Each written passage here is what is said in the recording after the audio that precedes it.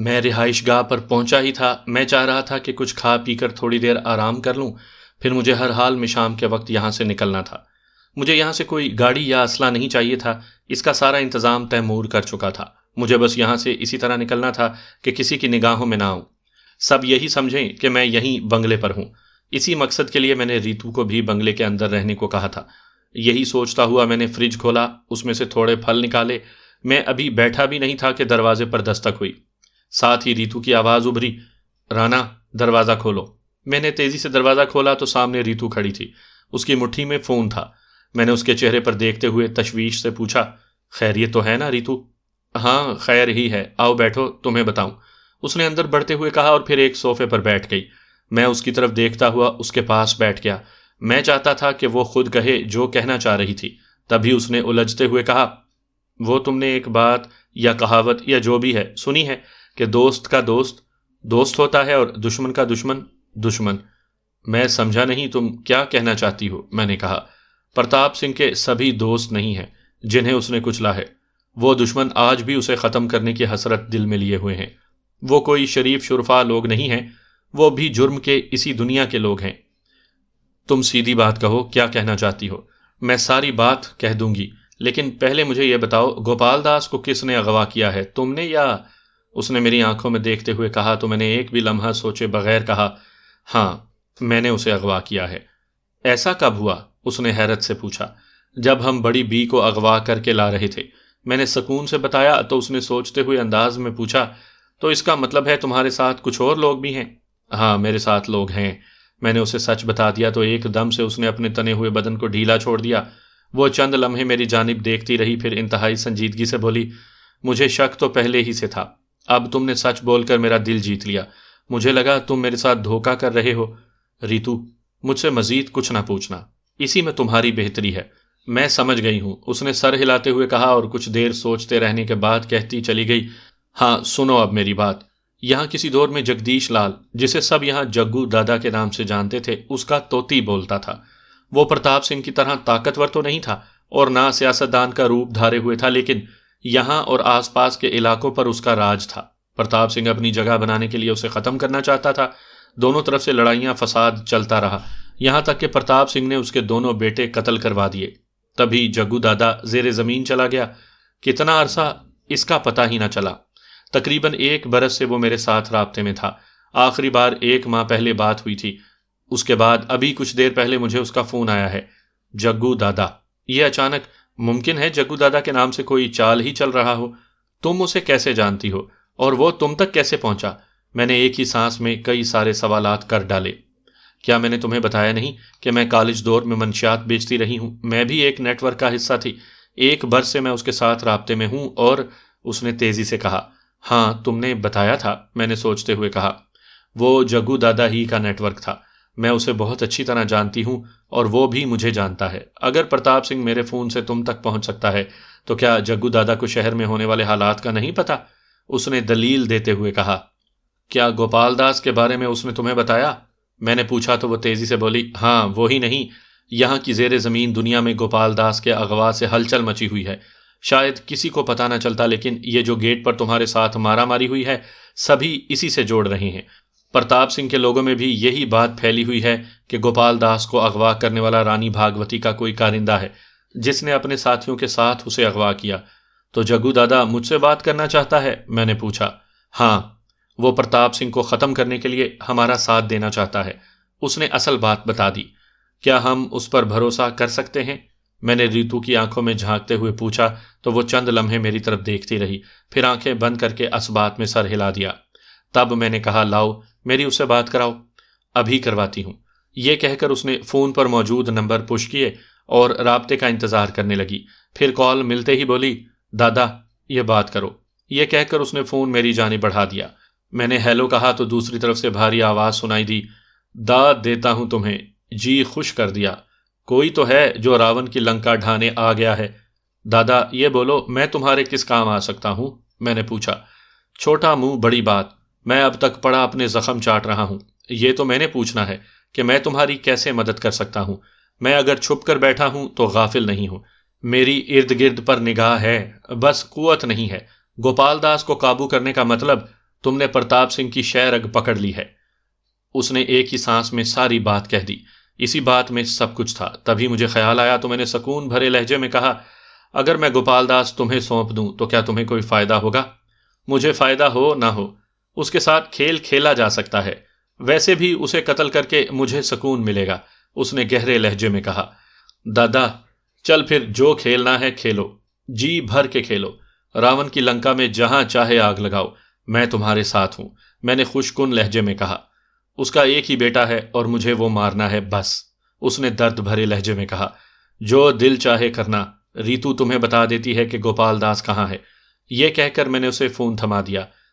اسے بالکل نہیں پتا تھا کہ گوپال داس کہاں رکھا ہوا ہے، اس لیے سوالیہ آنکھوں سے میری طرف دیکھتے ہوئے دھیمے سے کہا، پرانی فیکٹری دفتر کا کمرہ۔ میرے اتنے کہنے پر وہ سمجھ گئی۔ اس نے دادا کو فون پر اچھی طرح سمجھا دیا کہ گوپال داس کہاں مل سکتا ہے۔ اس نے فون بند کیا اور میری طرف دیکھنے لگی۔ اس کے چہرے پر حیرت ملی مسکراہٹ تھی۔ میں سوچ بھی نہیں سکتی تھی کہ تم پرانی فیکٹری کو اس طرح استعمال کرو گے۔ اگر تم نہیں سوچ سکتی ہو تو پرتاپ سنگھ کے لوگ کیسے سوچ سکتے ہیں؟ میں نے کہا تو وہ تشویش زدہ لہجے میں بولی، کیا وہ زندہ مل جائے گا وہاں پر؟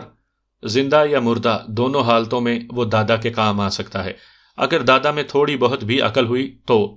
میں نے کہا تو ریتو کی آنکھیں چمکنے لگیں۔ وہ سمجھ گئی تھی کہ میں کیا کہنا چاہتا ہوں۔ تبھی میں نے اس کے بالوں میں ہاتھ پھیرتے ہوئے بڑے جذباتی لہجے میں کہا، ریتو اگر زندگی رہی تو اب تم صرف ایک نٹ کی بیٹی نہیں رہو گی جو زندگی اور موت کے کھیل میں سانس لے رہی ہے۔ ایک بھرپور زندگی تمہارا انتظار کر رہی ہے، بس 1-2 دن۔ میرے یوں کہنے پر وہ میرے چہرے پر دیکھتی رہی، پھر ایک دم سے میرے سینے کے ساتھ آ لگی۔ وہ رو دی تھی۔ روتے ہوئے اس کی ہچکیاں بن گئیں۔ نہ جانے اسے زندگی کی کون سی تلخی یاد آ گئی تھی۔ میں نے اپنی باہوں کے حصار میں لے کر اسے رونے دیا۔ میں چاہتا تھا کہ یہ بادل بھی چھٹ ہی جائیں۔ شاید وہ میری صورت میں ایک اہم درد پا چکی تھی۔ کچھ دیر بعد وہ مجھ سے الگ ہوئی اور اپنی آنکھیں صاف کرتے ہوئے بولی، آؤ میں تمہیں سب سیکیورٹی گارڈز سے ملوا دوں، انہیں میں نے ایک جگہ اکٹھا کر رکھا ہے، چلو۔ میں نے اٹھتے ہوئے کہا تو وہ میز پر پڑے پھلوں کو دیکھ کر بولی، انہیں واپس رکھ دو، ابھی ہم کھانا کھاتے ہیں۔ میں نے پھل فریج میں رکھے اور اس کے ساتھ چل دیا۔ سامعین کرام، آپ سن رہی ہیں ایک دلچسپ اردو جاسوسی کہانی جس کا نام ہے اناگیر۔ یہ اس سلسلے کی قسط نمبر 33 ہے۔ مجھے امید ہے آپ کو میری یہ کاوش پسند آ رہی ہوگی۔ آپ نے اگر ابھی تک میرا چینل کہانی گھر سبسکرائب نہیں کیا تو ابھی میرے چینل کو سبسکرائب کر کے بیل نوٹیفیکیشن آن کر لیجئے تاکہ آنے والی ہر نئی کہانی کی اطلاع بر وقت آپ تک پہنچ سکے۔ شام ڈھل چکی تھی، اندھیرا پھیل رہا تھا۔ میں بنگلے کے عقبی دروازے سے نکل کر باہر سڑک پر آ چکا تھا۔ میں وہاں رکا نہیں بلکہ ایک سمت چلتا چلا گیا۔ بنگلے کے پیچھے والا روڈ چھوٹا تھا، اس طرف سے بڑی گاڑیاں نہیں گزر رہی تھیں، چھوٹی کاریں، موٹر سائیکلیں، سائیکل یا پھر پیدل لوگ۔ اس روڈ پر موجود چند دکانوں کی روشنیاں جل اٹھی تھیں۔ میں ان کے سامنے سے گزرتا ہوا بڑی سڑک پر آ گیا۔ یہاں کافی ٹریفک تھی۔ میں اس مخصوص کار کو دیکھنے کی کوشش میں تھا جس نے مجھے پک کرنا تھا۔ میں پیدل چلتا گیا یہاں تک کہ میں اس بڑے کراس تک جا پہنچا جہاں کافی رش تھا۔ میرے حساب سے اب تک گاڑی مجھ تک پہنچ جانی چاہیے تھی، لیکن مجھے اس کے دور دور تک آثار نظر نہیں آ رہے تھے۔ میں ایک جگہ کھڑا ہو گیا۔ میرے پیچھے لوہے کی گرل لگی ہوئی تھی۔ میں وہاں رک کر تیمور کو فون کرنا چاہتا تھا۔ میں نے فون نکالا اور بے خیالی میں فون کرنے لگا۔ انہی لمحات میں میرا سیل فون بجنے لگا۔ میں نے دیکھا وہ اجنبی نمبر تھے۔ میں نے کال ریسیو کر کے ہیلو کہا تو دوسری طرف ہمارا ہی ایک ساتھی بات کر رہا تھا۔ کہاں ہو تم؟ میں نے پوچھا۔ یہاں پر سب سے بڑا بل بورڈ دیکھیں جس پر سیاہ کپڑوں والی دوشیزہ آپ کو دیکھ رہی ہے، اس نے شوخی سے کہا تو میں نے ارد گرد دیکھا، تبھی مجھے وہ بل بورڈ دکھائی دے گیا۔ وہ اسی کراس میں ایک بڑے بل بورڈ کے نیچے 4 وہیل لیے کھڑا تھا۔ وہ میرے دائیں جانب کھڑا تھا۔ میں نے کال بند کی اور عام سے انداز میں چلتا ہوا اس کے پاس جا پہنچا۔ میں اس کے ساتھ پیسنجر سیٹ پر جا بیٹھا۔ میرے بیٹھتے ہی وہ چل پڑا۔ اتنی دیر کیوں لگا دی؟ میں نے سامنے سڑک پر دیکھتے ہوئے پوچھا۔ بس یہ 4 وہیل اٹھانے میں ذرا دیر لگ گئی، اس نے سکون سے کہا تو میں نے اسے یاد دلاتے ہوئے کہا، او یار ان میں ٹریکر ہوتے ہیں، فوراً پتہ چل۔ او سر مت گھبرائیں، اس کا ٹریکر جیم ہو چکا ہے، یہ دیکھیں۔ اس نے ڈیش بورڈ کی جانب انگلی کا اشارہ کیا۔ وہاں ایک سیاہ رنگ کی ڈبیا سی چپکی ہوئی تھی۔ میرے علم میں تھا کہ یہ ڈیوائس جہاں بھی لگا دی جائے وہاں جیمر لگ جاتا ہے۔ اگر کوئی ہمیں کال بھی کرنا چاہتا تو اسے ہمارا فون نہیں ملنا تھا۔ تبھی میں نے تیزی سے کہا، تم نے مجھے کال کی تب اس وقت یہ نہیں لگایا تھا، ابھی یہاں سے چلتے ہوئے لگایا ہے۔ کسی کو بھی اس 4 وہیل کا یہیں تک سراغ ملے گا۔ اگر آپ نے کال کرنی ہو تو مجھے بتانا، یہ بھی اس میں ہے۔ اس نے بتایا اور ڈیوائس پر لگے ہوئے بٹن کی جانب اشارہ کیا۔ میں اسے سمجھنا نہیں چاہتا تھا، اس لیے میں نے اوکے کہا اور سامنے سڑک پر دیکھنے لگا۔ میں تھوڑا بے چین ہو گیا تھا کہ اگر تیمور نے مجھے فون کیا تو اسے میرا فون بند ملے گا۔ اتنی اہم کارروائی کے دوران اس کا پریشان ہونا کوئی اچھی بات نہیں تھی۔ تقریباً آدھا گھنٹہ چلتے رہنے کے بعد وہ ایک جگہ آ کر رک گیا۔ اس نے 4 وہیل سڑک کے کنارے کھڑی کر دی، پھر میری طرف دیکھ کر بولا، اتریں سر۔ میں اتر گیا تو اس نے پچھلی سیٹ پر سے بیگ نکالا، اس میں ایک چھوٹا سا بم نکالا، پھر اسے ڈرائیونگ سیٹ کے نیچے ایڈجسٹ کر دیا۔ میں یہ سب تماشا دیکھ رہا تھا۔ بلا شبہ اس کی کوئی نہ کوئی وجہ ضرور رہی ہوگی، اسی لیے میں خاموش تھا۔ وہ بم لگا چکا تو اس نے کہا، چلیں سر۔ یہ سب کیوں کیا؟ میں نے اس کے ساتھ قدم بڑھاتے ہوئے کہا، اس وقت ہمارا ایک ساتھی ہمیں دیکھ رہا ہے، وہ اسی پہاڑی پر موجود ہے۔ اگر کوئی پولیس یا کوئی دوسرے یہاں اس راستے سے اوپر جانے کی کوشش کریں گے تو وہ اپنے پاس رکھے ریموٹ کنٹرول سے یہ گاڑی پھاڑ دے گا۔ کس لیے؟ میں نے دلچسپی سے پوچھا۔ اس سے 2 فائدے ہوں گے، ایک ہمیں پتہ چل جائے گا کہ گاڑی پھٹی ہے تو ضرور کوئی خطرہ ہے، دوسرا تھوڑی دیر تک ہی صحیح آنے والوں کا راستہ رک جائے گا۔ اس نے تفصیل سے سمجھایا تو میں نے غور سے دیکھا۔ اس نے اوپر جانے والے راستے کے بالکل کنارے پر 4 وہیل کھڑی کی تھی۔ میں ان کی شاندار پلاننگ پر خوش ہوا۔ تبھی میں نے اوپر کی طرف جاتے ہوئے دھیمی آواز میں پوچھا، پتہ نہیں تیمور پہنچا ہے کہ نہیں؟ تیمور یہاں پہنچ چکا ہے۔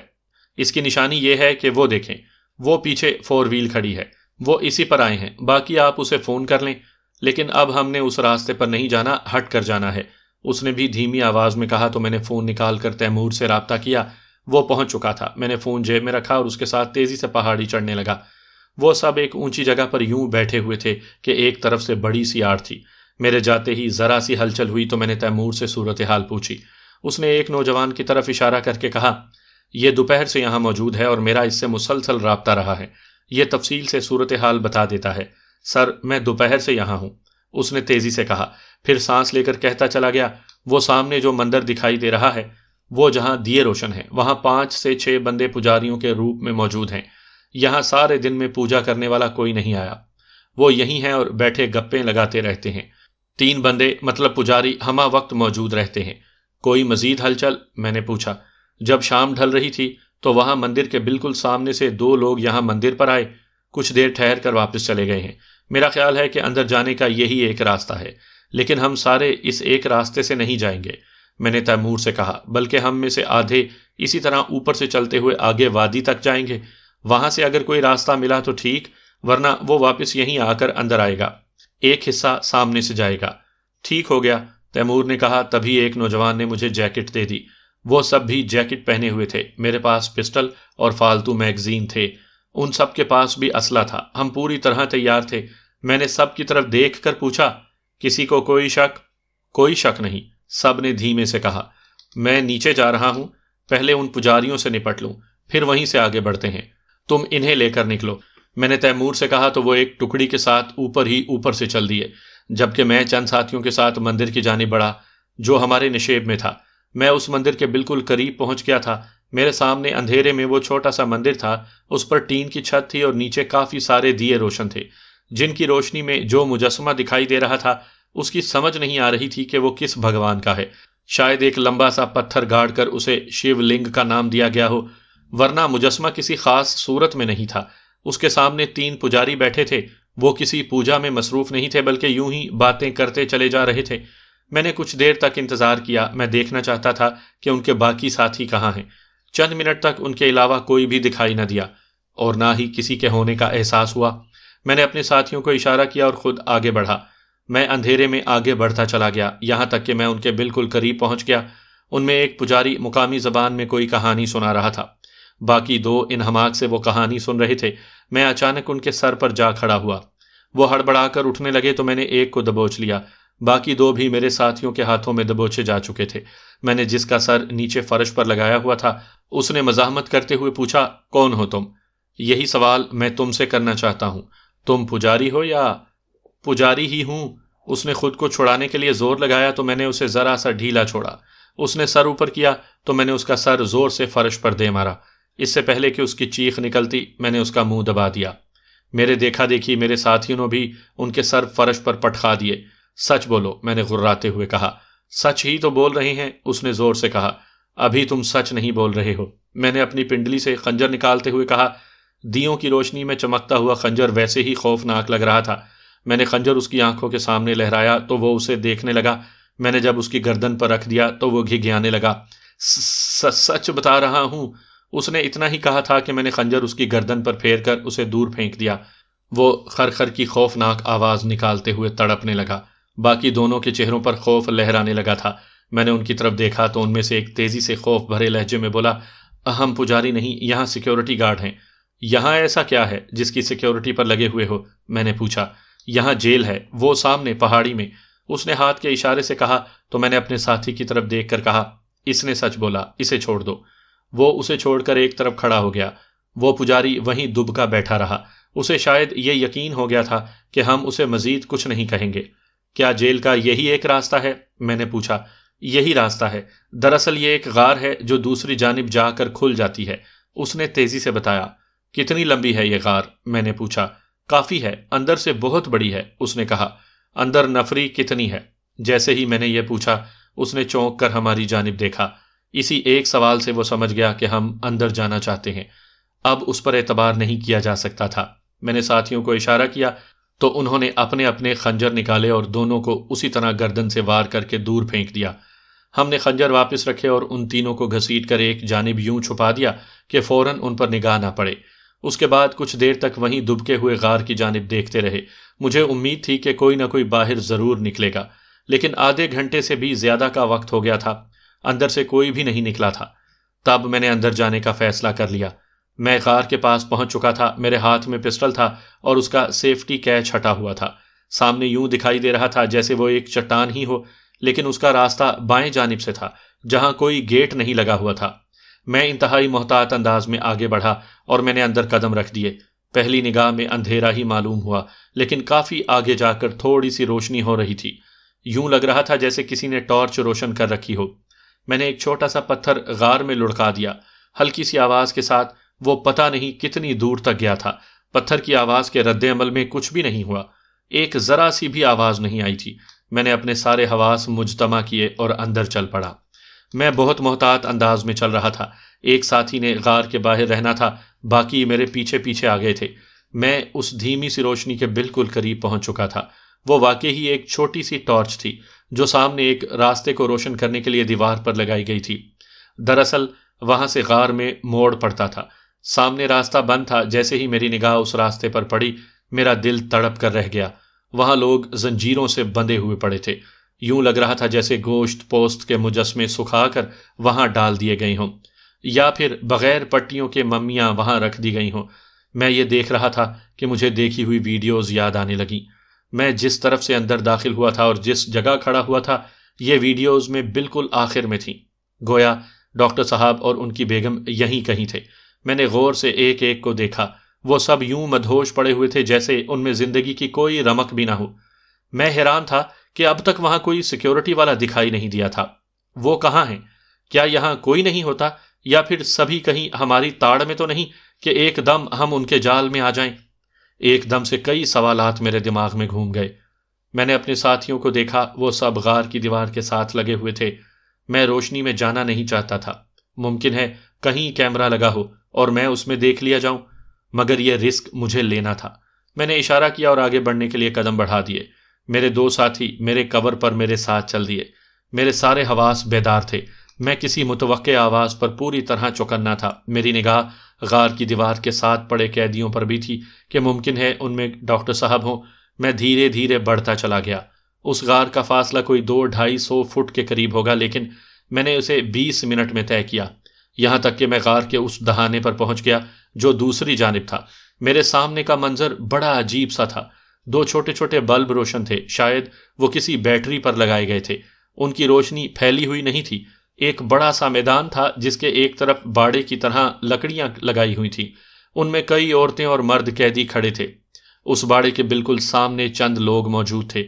ان کے سامنے بڑے بڑے پتیلے دھرے ہوئے تھے۔ ان میں 3 لوگ کھانا تقسیم کر رہے تھے، باقی وہیں لکڑی کے بینچوں پر بیٹھے کھانا کھا رہے تھے۔ یہ میرے لیے کوئی تائید غیبی تھی۔ میں سمجھ گیا تھا کہ میں اس وقت یہاں پر پہنچا ہوں جب یہ لوگ کھانا کھا رہے ہیں۔ باڑے میں سے ایک قیدی نکلتا، وہ اپنے برتنوں میں کھانا لیتا اور واپس چلا جاتا۔ تب کوئی اور قیدی نکل کر باہر آ جاتا۔ میں نے غور سے ان قیدیوں میں ڈاکٹر صاحب اور ان کی بیگم کو دیکھا، وہ مجھے کہیں دکھائی نہیں دیے تھے۔ میرا دل دھک سے رہ گیا، کہیں وہ اس قید خانے کی سختیاں برداشت کرتے ہوئے اس دنیا سے تو رخصت نہیں ہو گئے؟ ممکن ہے ویڈیوز اس وقت بنائی گئی ہوں جب وہ زندہ تھے، اب وہ نہ رہے ہوں۔ ایک لمحے کو مجھے یوں لگا جیسے میری اب تک کی ساری ریاضت کسی بھی کام نہیں آئی۔ کیا بات ہے سر؟ میرے پیچھے کھڑے نوجوان نے کہا تو مجھے ہوش آ گیا۔ میں نے ہولے سے پوچھا، کیا ہوا؟ آپ کے منہ سے دردناک آواز نکلی تھی۔ اس نے بتایا تو میں واقعتاً ہوش میں آ گیا۔ مجھے خبر بھی نہیں ہوئی تھی کہ میں اس حد تک کھو گیا ہوں۔ میں نے اسی لمحے فیصلہ کر لیا کہ اگر ڈاکٹر صاحب نہیں رہے تو یہ بھی نہیں رہیں گے۔ ان لوگوں کا اور ہمارا فاصلہ کوئی 20 فٹ کے قریب رہا ہوگا۔ میں نے فاصلے کو نگاہوں میں تولا اور ہولے سے کہا، ایک دم سے ان کے سر پر پہنچنا ہے۔